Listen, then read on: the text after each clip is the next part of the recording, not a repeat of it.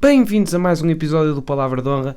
Eu sou o teu amigo Gonçalves da Cunha e é com o mesmo regozijo de sempre que eu vos agradeço a vossa companhia e a vossa fraternidade neste empreendimento tão, por vezes penoso, por vezes entusiasmante, mas a verdade é que é de altos e baixos que se caracteriza esta jornada e esta perseguição pela aquilo que eu caracterizei como a propriedade intelectual da humanidade desde os seus primórdios até o momento atual, evidentemente que de uma forma bastante sucinta, pelo menos a apresentação que é aqui feita, porque se isto já demora muito tempo, cada episódio está com uma média de os seus 50, 55 minutos, imaginem então se eventualmente fosse um despejar enciclopédico devido.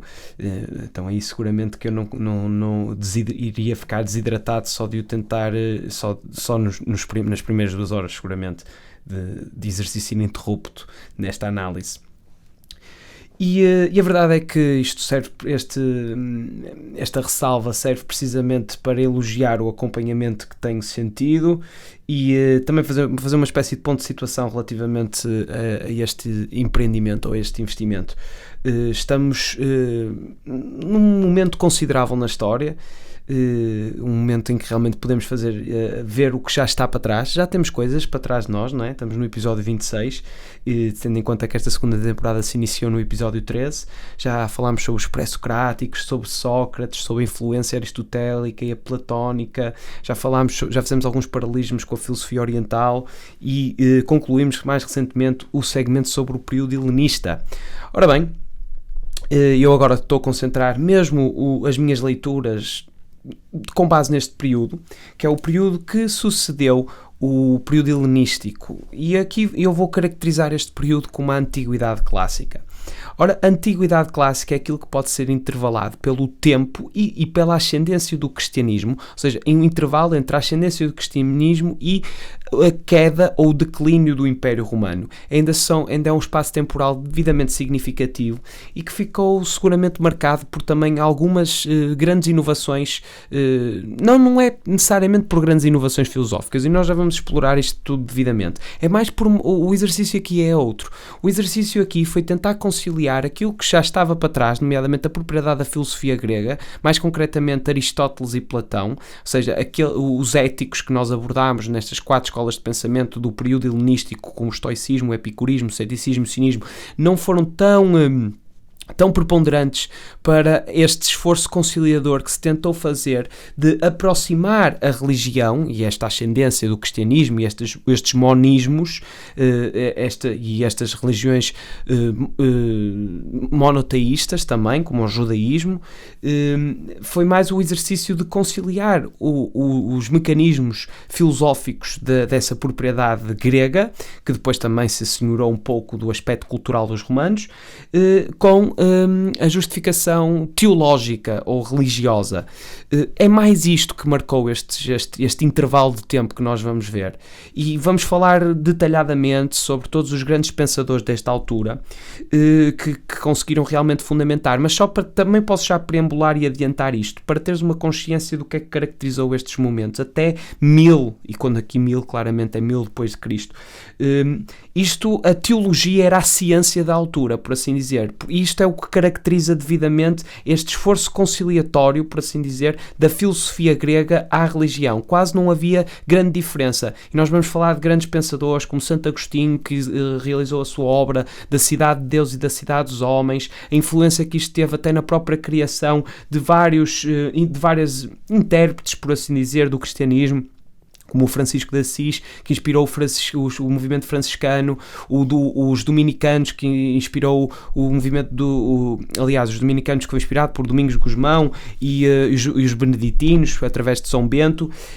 Não só iremos falar de Santo Agostinho também, mas também podemos falar eventualmente do Abelardo, do Boécio, do Tomás de Aquino, do Bernardo Claravente. Podemos falar sobre muitos teólogos daquela altura que realmente caracterizaram, e depois também vamos falar, se calhar no mundo islâmico, do Avicena e por aí, mas isto é um período que foi claramente caracterizado por uma espécie de estagnação científica, isso é absolutamente inegável, houve uma transição, de certa forma, do estado de espírito da época, o Zeitgeist, como lhe chamam no dialeto alemão, ou no dialeto germânico, não sei bem, mas a verdade é que o período de declínio romano também teve uma grande implicação geopolítica devido à invasão dos bárbaros, e nós também vamos esclarecer sucintamente isto. Eu só acho que este contexto é verdadeiramente importante e até é um bocado entusiasmante, porque isto é uma das circunstâncias que realmente vale a pena compreender historicamente.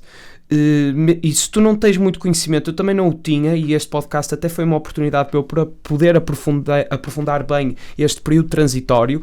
É que isto é extremamente interessante, porque os romanos foi mesmo muito tempo, o tempo que eles tiveram no poder. O final do Império Romano do Ocidente, porque depois ainda há o Império Romano do Oriente, que também é interessante perceber este jogo de poder, é um período transitório que realmente merece muito interesse, porque como durou tanto tempo, cair de repente aquela realidade que estava instaurada há séculos foi realmente chocante quase na dialética humana, por assim dizer, e as suas implicações que teve e esse evoluir sucessório que originou. Até porque os bárbaros não tinham propriamente a mesma cultura, portanto tiveram que adotar a cultura romana e implicá-la no seu feudalismo, e o Império Romano do Oriente tentou instaurar uma espécie de uma teocracia, juntamente com o papado na altura, portanto até foi importante forjar o testamento de Constantino para tentar transferir de certa forma o poder do Império Romano Ocidental decadente para a Igreja Católica, e tentaram que, segundo essa teologia do cidade do Deus e da cidade do homem, tentaram pôr uma espécie de governo, de uma regência divina, por assim dizer, neste esforço também ele conciliatório entre o Imperador e o Papa. Mas pronto, isto já me estou a adiantar, já estou a dar conhecimento que não nos importa tanto. Pronto, importa seguramente, mas não está estruturado como este episódio irá estar. Isto é só um preâmbulo para tentar aguçar um pouco a tua curiosidade relativamente a este período, porque é absolutamente fascinante, até pelo tudo que está para trás. Era só este o ponto de situação que eu queria fazer antes de efetivamente iniciar aquilo que tenho programado para o episódio 2. Portanto, quando se fala da queda do Império Romano, nós temos que perceber efetivamente aquilo que eu tinha dito anterior, é que se trata da queda do Império Romano do Ocidente, ou seja, a parte ocidental desse vasto Império Romano que tinha por sede a cidade de Roma. É esta parte, isto é Roma, ou Império Romano do Ocidente, porque havia a parte oriental do Império cuja sede era Bizâncio, que depois foi chamado Constantinopla devido ao Imperador Constantino. E este Império da Roma do Oriente manteve-se vivo até 1453. Por isso é que é importante fazer esta diferenciação, que o Império foi efetivamente dividido em dois. E o processo de declínio do Império Romano do Ocidente começou em meados do século IV depois de Cristo. Porque, sobretudo, devido a vários problemas que desde o século III andavam a ocorrer dentro, tanto a nível interno como a nível externo, relativamente ao que das atribulações que o Império estava a sofrer. Como, por exemplo, as invasões bárbaras, que seguramente teve uma grande influência no final do Império Romano e do seu declínio, a crise económica que estava a ocorrer e a disputa incessante entre os militares, porque isto é preciso entender que foram poucos os imperadores que não morreram assassinados. Isto é aquele tal conceito de skin in the game, de arriscar, de ter, ok, queres ser imperador, tudo bem, mas vais possivelmente arriscar a tua vida, ou pelo menos a tua morte natural, se eventualmente quiseres esse risco para ser um líder ou um governante. E nesta altura era bastante atribulado, porque basicamente era uma espécie de uma máfia militar, aquilo que caracterizava estes últimos anos no Império Romano do Ocidente. Então não havia grandes oportunidades para complacência ou para uma espécie de registro filosófico que o Marco Aurélio teve, ou que pelo menos o caracterizou. Era evidente que se alguém não gostasse de ti, era o primeiro a ser eliminado seguramente, porque se não o fizesse, alguém o faria, e ele o faria a ti seguramente. E era um pouco esta onda este registro que caracterizou também as instabilidades governativas, por assim dizer. Ora, as ondas migratórias dos povos bárbaros do norte da Europa e das regiões da Ásia tiveram com este intuito de se direcionarem até Roma, e aqui estamos a falar dos godos, dos hunos, também foi bastante conhecida a união nas batalhas contra o Átila, o Huno, de romanos e visigodos, os visigodos, ostrogodos, depois também os vândalos, que até ainda hoje a própria palavra é associada a estes atos de destruição desnecessária. Vandalizar vem desses bárbaros que pilhavam as cidades à medida que as iam conquistando, porque é preciso ver também aqui só um pequeno à parte geopolítico, é que a China se tinha conseguido efetivamente fechar com o muro construiu, portanto, obviamente o muro manteve a China um bocado minimamente segura, apesar de eles ainda terem tido bastantes atribulações contra os hunos. No norte a tribo Han até teve bastantes problemas em guerra com os hunos, mas depois os conseguiram expulsar. Mas essa muralha também concedeu uma oportunidade aos bárbaros de se conseguirem organizar minimamente, sem se preocuparem com essas eventuais afrontas. Então é este movimento que depois levou a uma espécie de bola de neve, em que uns bárbaros anexavam outros e afugentavam outros, cada vez mais para o ocidente. Portanto, houve muitas ondas migratórias, todas elas distintas. Uns foram para a Península Itálica, os visigodos maioritariamente, e os suevos para a Península, primeiramente os suevos, depois os visigodos para a Península Ibérica. Tanto é que nós também temos essa miscigenação visigótica, ou pelo menos miscigenação também ela germânica, minimamente, desses bárbaros que vieram do norte da Europa e da Ásia, mas isto foi claramente um dos principais fatores pelos quais o Império Romano não conseguiu aguentar. E também é preciso ver que o equipamento de um soldado desta altura do Império Romano é absolutamente anedótica comparativamente aos períodos mais hegemonóicos e após os verdadeiros auges da altura do Império Romano, do quando ainda era Império, naturalmente. Aqui também era, seguramente, mas já era uma coisa assim, uma pequena amostra. Mas a remontar, por exemplo, a esses tempos de Tibério, de Augusto, de Calígula também aí os soldados estavam realmente devidamente munidos, tecnologicamente mais à frente de todos os outros. Do ponto de vista económico, o Império também entrou numa grande crise, sobretudo após o colapso do sistema esclavagista. Aqui, economicamente falando, até porque o Império estava bastante corrompido em termos de riqueza e tudo isso, também não conseguiram comportar esta modificação no modelo económico da altura, nem houve estudos para isso, portanto também acabou por implodir. Depois ainda existe esse fenómeno que eu também já referi, que não vale a pena falar dele novamente, que é quase um totalitarismo militar relativamente a quem é que seria imperador. Se algum imperador não estivesse em convergência ou em concordância com um grupo militar, mas quase oligárquico, esse imperador era assassinado e colocavam outro no lugar dele. Também houve outro fenómeno que ganhou uma grande proporção, que contribuiu também para a crise do Império, que foi a ascensão do cristianismo. Os cristãos já habitavam no Império, eram perseguidos, até foram culpabilizados por Nero após do incêndio que aparentemente ele próprio foi autor, pelo menos pelo que podemos adiantar pelos grandes historiadores da altura.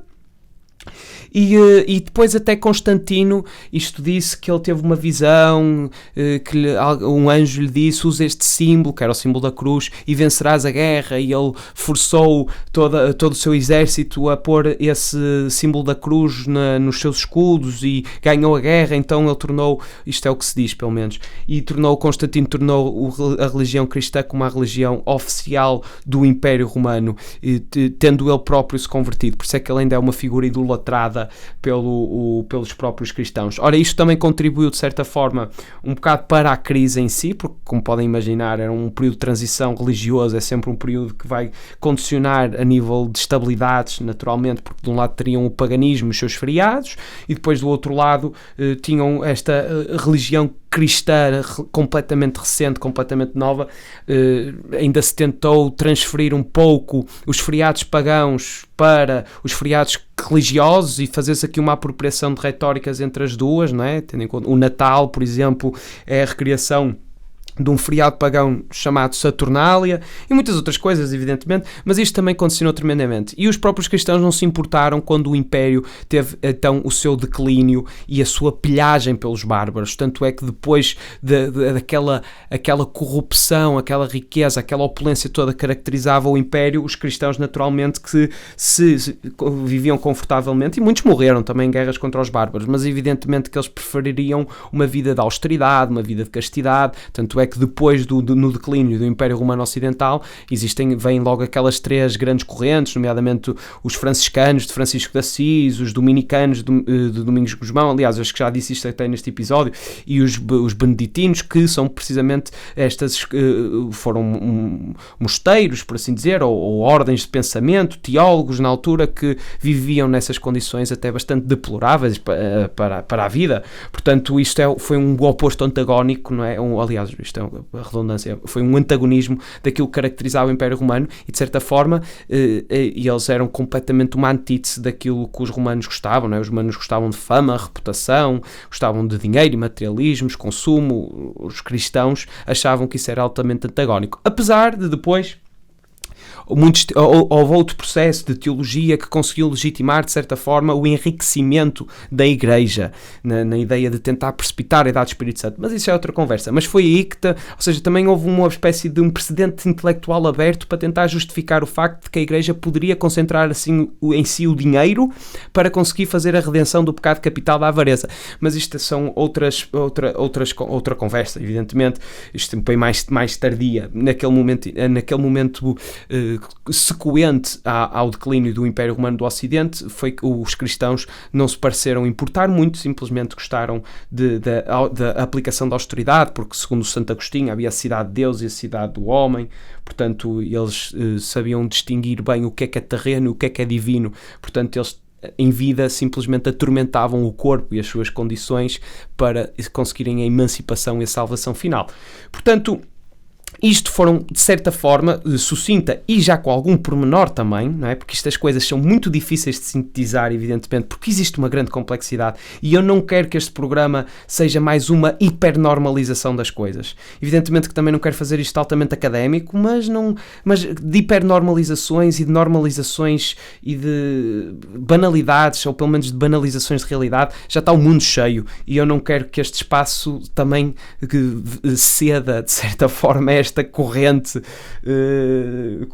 empobrecida de tentar explicar o mundo com simplicidade. É evidente que temos que usar alguma parcimónia, mas isto é mais tipo no domínio abstrato. Neste domínio de cronológico e geopolítico e de desenvolvimentos que despoltaram pensamentos e escolas de filosofia, é preciso entender bem o contexto. Portanto, naquilo que eu conseguir, tento oferecer sempre um bocadinho de tudo aquilo que caracterizava. Portanto, isto é o parágrafo dedicado ao declínio do Império Romano.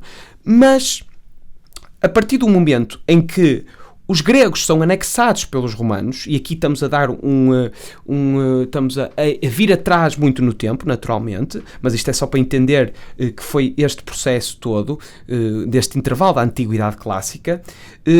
Começamos pelo declínio, agora vamos ao momento de ascensão do Império Romano, que foi precisamente a anexação dos romanos, que eram etruscos, da anexação dos romanos e dos itálicos, dos gregos, que começou em realmente esse pragmatismo romano no que toca à filosofia grega. Nós no episódio anterior já ouvimos falar um bocadinho sobre estas aproximações, já falámos também em episódios anteriores das exposições de Carníades, de quando foram os gregos aos romanos. Isto um pouco, a forma de vocês entenderem bem esta relação que Roma tinha com os gregos, tanto na própria apropriação cultural, não é?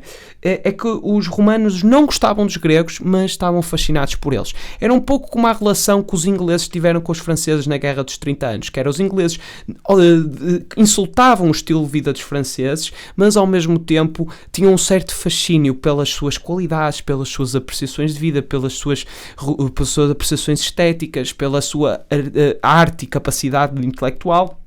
Se bem continuavam a idealizar aquele gentleman britânico, gentleman inglês, como o epítome e o arquétipo do homem certo. Era esse o homem para eles. Mas ao mesmo tempo tinham muito fascínio, mas não gostavam, achavam deplorável e podiam estar em guerra um com o outro. Ora, Atenas, apesar de anexada a Roma, continuou a ser o polo intelectual deste período. Embora Atenas tenha passado a depender de Roma, no setor cultural foi Atenas quem verdadeiramente conquistou Roma, e durante séculos foi a capital cultural do mundo, recebendo visitantes de todas as partes que se queriam instruir. Era, como eu tinha dito em episódios anteriores, era quase uma espécie de gap year para fidalgos e aristocracia, por assim dizer. Fidalgos não havia na altura, mas aristocracia romana, por assim dizer. Os grandes estudiosos, tipo, ou pessoas de influência social, iam a Atenas para ouvir os filósofos da altura e para ter essa influência cultural. E só a partir de então Atenas uniu o seu destino ao de Roma, só a partir desta anexação. E por esta anexação, naturalmente, que teve como consequência a pilhagem e a invasão dos bárbaros no seu final. Em 395 passou a fazer parte do Império Romano do Oriente e, fazendo já parte do Império Romano do Oriente, em 529, Justiniano mandou fechar as escolas filosóficas de Atenas e os templos foram transformados em igrejas. Já vem aqui a clara influência do cristianismo. E Atenas tornou-se mesmo o centro da rebelião pagã contra o cristianismo. E foi neste tal período ínfame, não é, em que quase todas as estátuas de mármore que recriavam com perfeição a perfeição, ou não era propriamente perfeição, mas que recriavam com justiça, não é? A anatomia humana, foi neste momento em que quase todas essas estátuas foram capadas. Ou seja, foram os cristãos que foram ali cortar os pênis das estátuas e tapar, se possível, se não, era simplesmente eliminado por uma espécie de atentado ao pudor, ou falta a justificação é evidente dentro do cristianismo, tendo em conta a avarência, o pecado da virgindade e essas coisas todas, mas não deixa de ser uma grande ofensa artística intelectual ao período. Mas isto foi o que caracterizou um bocado a vida de Atenas. Mas a Grécia só passou a fazer parte de Roma. Obviamente que não foi fácil.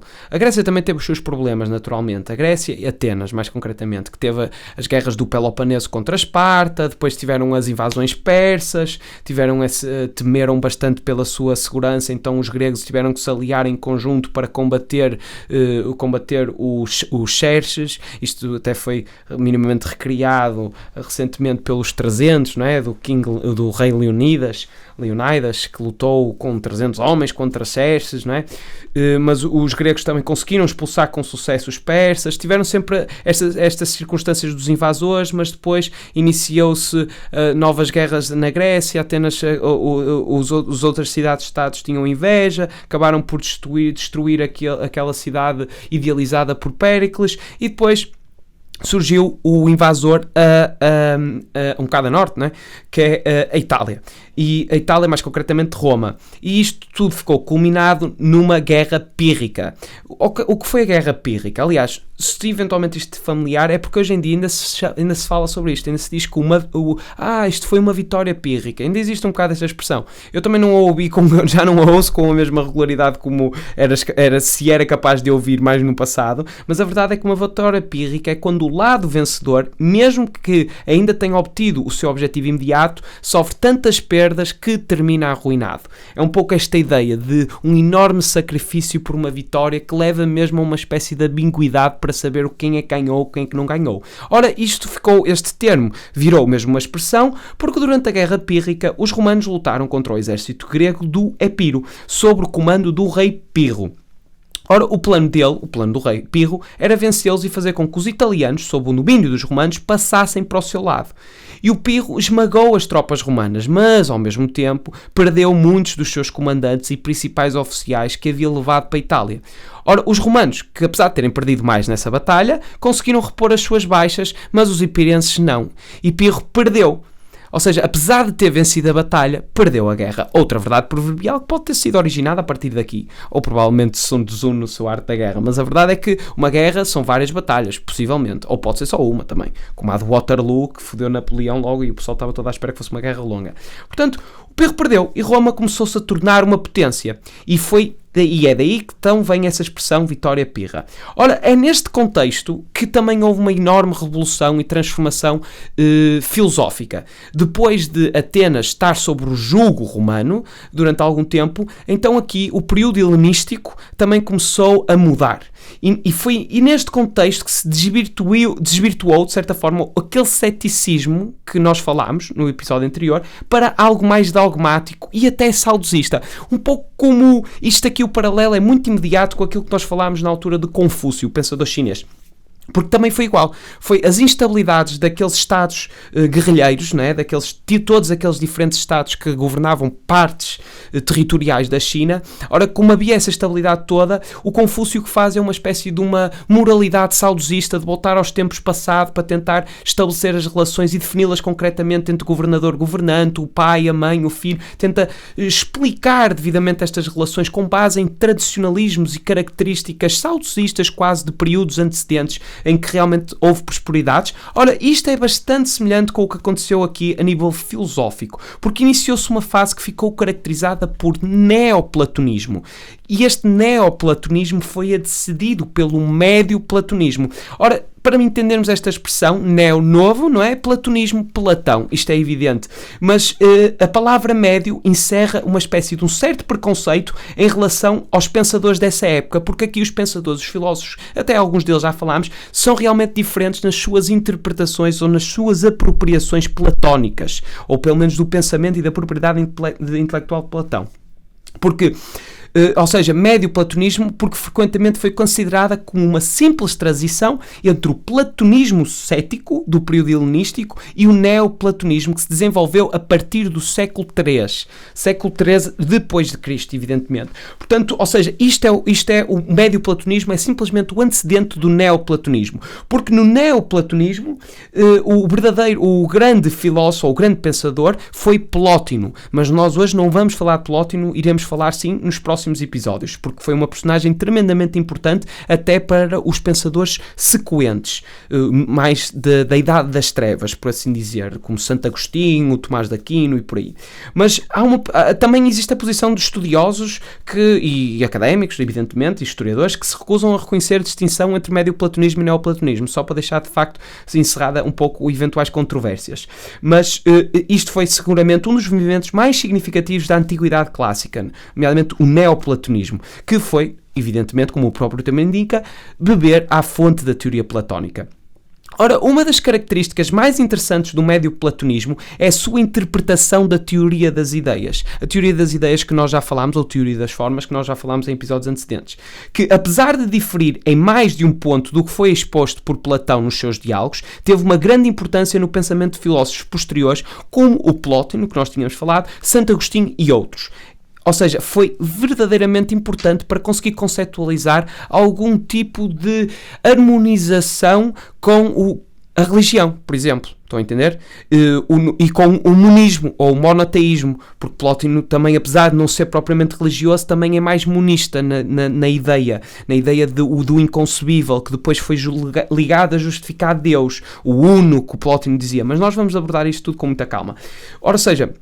Apesar do filósofo mais importante desta escola, do neoplatonismo, ter sido Plótino, que se formou em Alexandria, nós hoje vamos falar sobre outro filósofo, nomeadamente o Filo de Alexandria, ou Philon de Alexandria, que é neste período, neste médio platonismo, em que se insere este filósofo. E este é aquele que nós vamos abordar mais detalhadamente, porque é aquele que caracteriza esta espécie de aproximação do platonismo, de Platão e mesmo de Aristóteles, que depois até foi também ele muito conceptualizado para encaixar e harmonizar teologicamente a filosofia religiosa e a teologia, consequentemente. Mas então, este é o filósofo do que vamos falar, Filo de Alexandre. Ora, é preciso dar aqui algum contexto, evidentemente. E este contexto é bastante interessante, porque com a diáspora, quando eu digo diáspora, quero-me referir à dispersão dos judeus, que ocorreu depois da destruição de Jerusalém. Muitos judeus foram para o Egito. E milhares deles moravam em Alexandria, que foi depois uma capital, não é, do Império, até foi capital do Império Romano Não, Alexandria, peço desculpa, não estou a confundir com Constantinopla. Mas pronto, Alexandria, muitos foram morar para ali. No entanto, havia problemas entre os judeus e os seus vizinhos gregos, porque como nós vimos, Alexandria, depois de ter a tomada pelo grande imperador Alexandre Magno da Macedónia, depois muitos gregos se mudaram para lá, a língua grega ficou oficial e tudo isso. Portanto, os judeus, qual era o problema? É que eles recusavam-se a adorar os deuses gregos, recusavam-se àquela estrutura politeísta que os gregos tinham, e os gregos simplesmente quase que troçavam, não é? Gozavam com as escrituras hebraicas e isto era um pouco aquilo que caracterizava a relação entre uns e outros. Havia claramente uma diferenciação cultural entre os judeus e os gregos. Portanto, por causa da sua educação e a sua criação judaica, o Filo conhecia bem esta controvérsia e ele acreditava que o judaísmo era a religião verdadeira, mas ao contrário de muitos, procurava encontrar uma maneira assim mais pacífica de conseguir conduzir os gentios, não é, que são os não crentes para os judeus, a Deus, a essa aproximação. Era tudo aquilo que ele queria, ou seja, ele queria tornar o judaísmo aceitável para eles. Portanto, a língua materna de Filo era o grego e, como era o caso de muitos judeus em Alexandria, não é? Isto aqui não é nada de extraordinário, mas isto, né, deu-lhe a conhecer a versão, que é aquilo que se considerava a versão Septuaginta, que era a versão grega, por assim, de certa forma, das escrituras hebraicas. Ora, isto foi a base de estudo do Filo de Alexandria. Portanto, o Filo, ao examinar este texto, ficou verdadeiramente convencido que ele continha elementos de filosofia e que Moisés era um filósofo nato. Aliás, ele tinha uma idolatria por Moisés e por esta cultura mosaica, como se costuma dizer. Portanto, isto é um ponto verdadeiramente transformador e característico do Filo, que foi isto quase a missão dele, que foi aproximar e utilizar a filosofia grega para aproximar do judaísmo e contextualizar, justificar o judaísmo. E isto foi bastante importante, até pelos precedentes intelectuais que foram por eles iniciados, que depois também foram apropriados por outros filósofos que simplesmente tentaram aproximar a filosofia da religião e outros que até tentaram conceptualizar Deus, o Deus católico, o cristianismo, Jesus Cristo, a Bíblia, com os mecanismos lógicos, aristotélicos e platónicos. Mas este foi o primeiro que abriu, de certa forma, esse precedente. Portanto, mediado por Filo, iniciou-se então uma aproximação entre o judaísmo e a cultura grega, que consequentemente também irá dar origem a uma filosofia cristã, que é o que nós estamos a fazer. Portanto, ele faz esta primeira aproximação entre a filosofia grega e o judaísmo. E a verdade é que tudo o que se sabe sobre a sua vida é aquilo que foi trazido pela obra do historiador Flávio Josefo. Flávio Josefo foi um historiador da altura e é por ele que nós sabemos muito da obra de Filo, não é? Que são cerca de 40 tratados que trouxeram uma grande contribuição para o pensamento dos pensadores posteriores a ele, não é? Portanto, o que é que o Filo tenta fazer, de certa forma? Só para, se bem que já está um bocado entendível quais são mais ou menos os mecanismos que ele irá adotar para este tipo de exercício de aproximação, o Filo tentou uma interpretação do Antigo Testamento, do Pentateuco, que é a Tora, que são os 5 livros iniciais, nomeadamente deixa-me ver se eu me lembro. O Gênesis, o Deuterónimo, o Números, o Levítico... o Gênesis, o Êxodos, o Deuterónimo, o Levítico e o Números. Não sei se a ordem está propriamente correta, não tenho aqui esta cábula, mas são estes seguramente, não sei qual é a ordem. Mas este é o Pentateuco, é o que os cristãos consideram o Antigo Testamento. Portanto, o Filo tentou uma interpretação do Antigo Testamento, à luz, ou da Tora, não é? À luz das categorias elaboradas pela filosofia grega e da alegoria. Vocês sabem bem o que é alegoria. Portanto, ele foi autor de numerosas obras filosóficas e históricas, onde expôs a sua visão platónica do judaísmo, e surgindo assim como o primeiro pensador a tentar conciliar o conteúdo bíblico à tradição filosófica ocidental. Portanto, o Filo usou a alegoria filosófica para harmonizar as escrituras judaicas, principalmente a Tora, naturalmente com a filosofia grega, e o seu método, a sua metodologia, não é? Seguia as práticas tanto da exegese judaica quanto da filosofia estoica. Ou seja, ele pega mesmo nas ideias de virtude, na construção lógica, na dialética de Aristóteles também, no conceito platónico da teoria das ideias, as formas, as interpretações metafóricas, as alegorias, como a alegoria da caverna que nós falámos aqui. Ele tenta pegar nisto tudo para conseguir justificar a sabedoria que ele caracteriza e que diz que está presente na Tora, no Pentateuco e no supremo filósofo para ele, que era Moisés. Portanto, nos seus comentários sobre o Pentateuco há uma tentativa tentativa de aproximação entre o judaísmo e a filosofia grega a partir de uma influência que ele considera, mas nunca comprovada por documentos históricos, ter sido exercida pelo Antigo Testamento e pela tradição mosaica, mosaica de Moisés, sobre os filósofos. Ele não via distinção entre as preocupações filosóficas com o ser e a physis da revelação cultivada pela tradição judaica. Portanto, o Philo até era gajo de dizer mais. Ele dizia que havia uma clara influência do Antigo Testamento e das escrituras hebraicas no próprio desenvolvimento do pensamento de filosofia, da filosofia ocidental e grega. Portanto, a certa altura, ele acaba por considerar, ok, ou isto é igual ou isto influenciou isto. Ele acaba por sugerir até essa possibilidade. Aliás, eu aqui até parafraseei, fui retirar um bocadinho aqui um parte que é do historiador Vern Jager, em que se salienta que não era o objetivo do Philon converter os gregos da importância da tradição mosaica, da tradição de Moisés, mas que ele se dirigia aos judeus, mostrando a importância do pensamento filosófico. Ou seja, quase que ele estava a falar ao contrário, estava a falar aos judeus, vejam aqui a importância da filosofia, de filosofia para também sabermos interpretar bem a verdadeira mensagem do Moisés. Portanto, isto é o que o excertozinho que eu tirei aqui deste historiador, Vern Jager, um grande historiador. Eu tenho aqui e passo a citar. Para nós, Philon de Alexandria é evidentemente o protótipo do filósofo judeu que absorveu toda a tradição grega e se serve do seu rico vocabulário conceitual e dos seus meios literários para provar o seu ponto de vista, não aos gregos, mas aos seus próprios compatriotas judeus. Isso é importante, visto que demonstra que toda a compreensão, mesmo entre gente não grega, precisava do meio intelectual do pensamento grego e das suas categorias. Estão a ver aqui? Ou seja, o que o Philon faz é isto. O Philon, basicamente, ok, mas melhor do que acreditar cegamente e literalmente nas coisas, vejam como a filosofia nos pode ajudar a veicular esta mensagem e até ser mais eficiente na passagem dela. É um pouco isto que o Philo faz, é a preponderância que ele tem, é precisamente esta, de alumiar as verdades metafóricas e desaconselhar as verdades literais, quase. Portanto, percebemos a partir deste fragmento que eu acabei de citar que para o Philon já havia um esboço da tentativa de conciliar a fé e razão. Ou seja, para ele, a teologia era superior à filosofia, mas a filosofia era indispensável para que não se interpretasse as escrituras de forma literal. Este era o grande receio dele. Portanto, a respeito da Bíblia, ele recorre à noção da alegoria. Ou seja, para Philon, as escrituras teriam um sentido literal e um sentido oculto. Tem ambos. Ou seja, basicamente é isto. E as personagens e as situações que são compreendidas por uma leitura mais superficial escondem significados filosóficos em vários níveis diferentes e interpretativos de análise. Portanto, para estar apto para essa leitura alegórica das escrituras, a filosofia era indispensável. Por isso, o Philon considera os filósofos como inferiores aos profetas. Portanto, para ele, a filosofia não consegue alcançar nunca a perfeição de Moisés.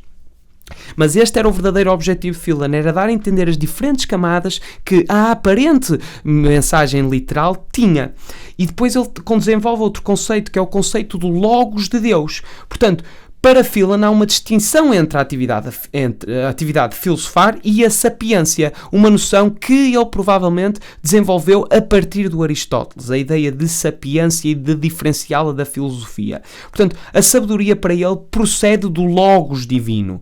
O Logos é um princípio a partir do qual Deus opera o mundo, e este princípio pode ser operado com várias categorias, por assim dizer. Eu aqui vou simplesmente citá-las para não dar asa a grandes interpretações. Portanto, o Logos, não é? Este princípio a partir do qual Deus opera no mundo, caracteriza-se por uma realidade incorpórea, ter um aspecto imanente, pois o mundo sensível é criado a partir dele, pode ser entendido como tendo a função de reunir os poderes de Deus, inúmeras expressões da sua atividade, e também pode ser entendido como a fonte dos poderes ilimitados de Deus. E aqui Philon cita dois, nomeadamente o poder criativo e o poder régio, de reger. Estes são os poderes ilimitados de Deus. E tem o sentido de palavra de Deus, no sentido criador que aparece no Evangelho de João. Nesse sentido, foi apropriado pelos primeiros cristãos como uma prefiguração de Cristo, ou seja, Cristo seria o Logo de Deus. Mas aqui também já é diferente, não vale a pena estarmos a adiantar nisto. O Logo de Deus, esta apropriação cristã, é um pouco esta ideia da Trindade, do Patres, do Etos e do Logos, do Filho, do Espírito Santo e do Pai. Aqui na ideia da Tora, o Logos de Deus é diferente porque não conceptualiza Cristo. Mas isto, pronto, já são coisas mais metafóricas. E depois tem um sentido ético, como palavra de Deus que guia para o bem. E por fim, Filo, ele entende o Logos como um cosmo inteligível que Deus cria na sua mente, para a partir dela criar matéria, ou seja, o mundo físico. Nesse sentido, ele concilia a noção de mundo das ideias de Platão, que nós já vimos, não é? Ao pensamento religioso. Aquilo que Platão se referiu como ideias, para Filo correspondia ao pensamento de Deus.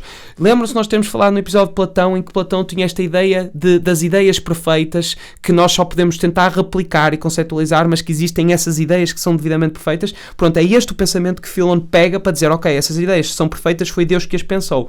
E é aqui que encaixa tão bem Platão na legitimidade do pensamento religioso e da teologia religiosa, porque a teoria das ideias, e nós já tínhamos adiantado isso no episódio enquanto estávamos a falar de Platão, é que consegue mesmo justificar, encaixar suavemente neste pensamento de Philon. E depois isto conclui de certa forma, porque isto foi, nós já vamos, e depois nos próximos episódios vamos ver a importância que Phil teve para os pensamentos e para as propriedades intelectuais que se seguiram, que se sucederam dentro deste esforço conciliatório, mas também podemos referir, também para concluir, outro filósofo, nomeadamente o Plutarco. O Plutarco também tentou reconciliar o platonismo com a religião, e o Plutarco, naturalmente, era um platónico, mas ele também era aberto à influência dos peripatéticos, aqueles que nós ouvimos dizer, que também já falámos sucintamente, que aqueles que filosofavam enquanto andavam, porque ele também tinha algumas influências estoicas, apesar da sua polémica contra os seus princípios. Eu digo aqui polémica porquê? Porque ele, em oposição ao materialismo estoico e ao ateísmo epicurista, ele alimentou a ideia de que Deus estava mais em concordância com Platão e adotou um segundo princípio, que é o princípio da díade, a fim de explicar o mundo dos fenómenos, ou o mundo fenomenal. Mas o que é que ele quis dizer com isto? É que ele procurou um princípio, não uma matéria indeterminada, mas na maligna alma do mundo, que desde o início está ligada à matéria. Mas no momento da criação era cheia de razão e for arranjado por ela. Assim a alma do mundo foi transformada em alma divina no mundo, mas continua a funcionar como a fonte de todo mal. Ora, isto simplesmente citei porque isto, eu acrescentei aqui porque isto se assemelha um bocadinho àquela ideia pré-socrática do Empédocles, que ele dizia que o ódio e o amor é que controlavam as duas coisas, o amor era responsável pela atração, o ódio era responsável pela repulsa. Esta justificação quase religiosa, por isso é que eu também estou a falar aqui do Plutarco, que ele também se serviu do platonismo para tentar isto é chamado muitas vezes o traficar Jesus, mas neste é uma falácia, Jesus smuggling, mas aqui não é bem Jesus, isto é mesmo God smuggling, mas era um pouco utilizar Platão para tentar encaixar estas ideias de que existe uma alma divina do mundo, ideias um pouco mais esotéricas. Pois bem, isto foi o que caracterizou um pouco o pensamento metafísico de Plutarco, e também foi um dos grandes pensadores que contribuiu para esta proximidade, apesar de que a maior preocupação de Plutarco era que aqueles que fossem servidores à comunidade, nomeadamente os docentes e os governantes, que fossem pessoas virtuosas. Esta era a principal prioridade dele, até era muito éticas, não é? Com valores éticos e cívicos e condutas positivas, para o qual era necessário desenvolver na prática uma educação adequada aos cidadãos, a começar pelas crianças, os jovens e os adolescentes. Isto foi a principal prioridade. E depois também teve uma obra bastante, que eu recomendo vivamente, até com isso que eu gostava de concluir o episódio, que é Como Distinguir um Adulador de um Amigo, que é uma obra de teor prático, em que fala sobre as diferenças daquele sujeito que dá graxa e de um verdadeiro amigo, as diferenciações entre a amizade e aquele que simplesmente é um adulador e que nos elogia e gaba as competências ou as qualidades de uma forma quase frenética e impensada. Isto é uma obra que eu até gostava de concluir com ele, apesar de não estar tanto no domínio metafísico da preponderância destes dois filósofos que nós falámos mais concretamente, mas isto a nível ético se calhar é o desafio da semana, é tu dares uma vista de olhos a esta obra, e com esta ressalva, não é, de que a amizade para Plutarco está muito baseada no ideal da ética a Nicômaco, do Aristóteles, que nós também falámos muito sobre este senhor, tivemos 2 episódios só a dedicar a ele, mas isto é se calhar um desafio que eu te lanço, juntamente com a reflexão que fazemos sempre no final de cada episódio, que é o facto de que estamos no ombro de gigantes. Este foi mais um episódio do Palavra na Honra, vemo-nos no próximo, e já sabes qual é a recomendação: ser uma chama sem parecer selo.